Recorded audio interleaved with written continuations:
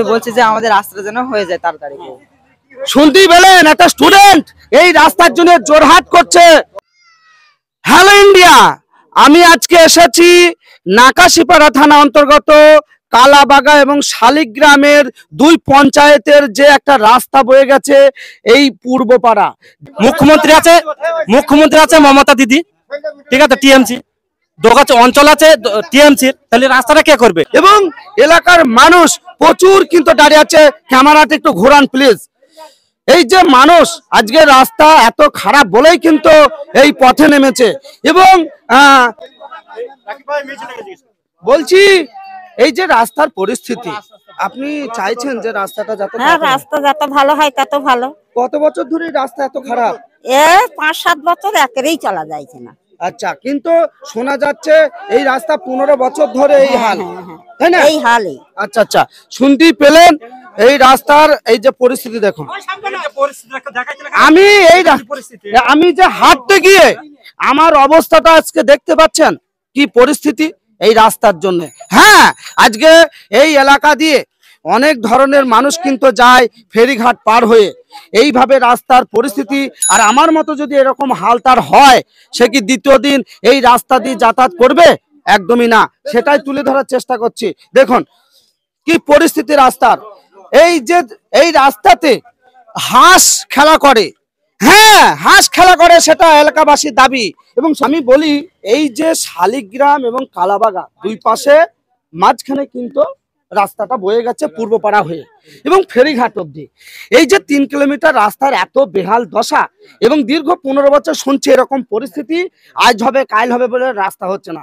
তাই এলাকাবাসী আমাকে বারবার ফোন করে ওনারা ডাকলেন যে ভাই এই বিষয়টা একটু তুলে ধরেন, কারণ সাধারণ জনগণ এলাকাবাসী খুব কষ্টের মধ্যে দিয়ে চলাফেরা।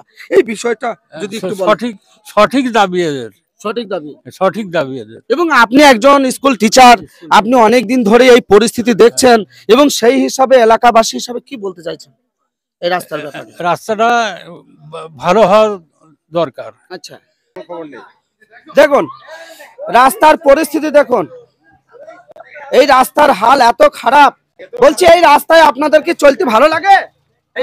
আমাদের খুব অসুবিধা হয়, আমাদের খুব অসুবিধা হয়। আমাদের বাচ্চারা স্কুলে যেতে পারে না এরকম রাস্তায়। না না, স্কুলে পড়ে যায়। অবশ্যই দরকার।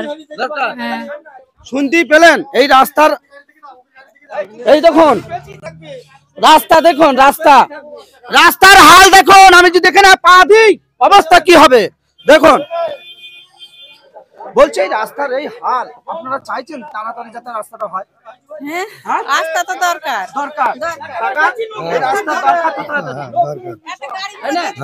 খুব খারাপ পরিস্থিতি।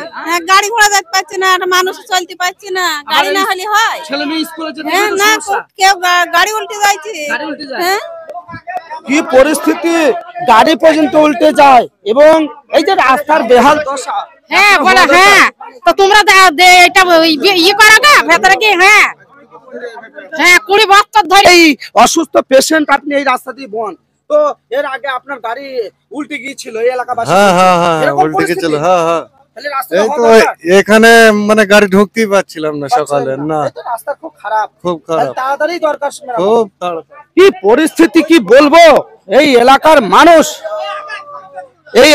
মানুষ এত কষ্টের মধ্যে রাস্তাঘাটে। বলছে স্কুলে যেতে তোমার কষ্ট হয় না? হ্যাঁ, খুব কষ্ট হয় এখানে। রাস্তা হওয়ার ব্যাপারে কি বলছো? মানে রাস্তা একদম অনেক আগে থেকে খারাপ, খুব রাস্তা খুব খারাপ এখানে। পুরো জীবন থেকে মানে রাস্তা পুরো খারাপ, ঠিক করার কোনো কথাই নেই এখনো। এবং করে দেবেন রাস্তাটা। দেখছেন সকলের কাছে জোরহাত করে বলছে স্টুডেন্ট যাতে এই রাস্তা তাড়াতাড়ি হয়। হ্যাঁ সত্যি, এই স্টুডেন্ট এত কষ্টের মধ্যে তিনি স্কুলে যান এবং টিউশনে পড়তে যান। কি পরিস্থিতি, বলছি এই রাস্তার যে হাল, এই পরিস্থিতি বলছি এই রাস্তার যা পরিস্থিতি দেখতেই পাচ্ছেন। ওদিকে ক্যামেরাটা একটু ঘোরান, ওই পিছনে ঘোরা, যেদিকে লোক বেশি। আমাকে দেখাতে হবে না। দেখুন হাজারো মানুষ কিন্তু এই রাস্তার জন্য আজকে পথে নেমেছে। এই রাস্তা কবে হবে? এবং দেখুন মিথ্যা কথা না, এদিকে এদিকে প্লিজ। ওই যে হাঁস চড়ছে দেখুন, মিথ্যা কথা নয়, হাঁসটা দেখুন, ওই যে হাঁস চড়ছে এই রাস্তায়। হ্যাঁ, হাঁস চড়ছে, দেখতেই পাচ্ছেন রাস্তার বেহাল পরিস্থিতি। এই শালিগ্রাম এবং কালাবাগার যে পূর্বপাড়া দিয়ে একটা রাস্তা বয়ে গেছে ফেরিঘাট অবধি, যে ফেরিঘাটের 10 থেকে 12,000 লোকের আনাগোনা হয়। এই রোডটা খুব মানুষ চলাফেরা, এবং এই ফেরিঘাট হয়ে কিন্তু চাপড়া এলাকায় মানুষ যায়। হ্যাঁ, এটাই সত্যি।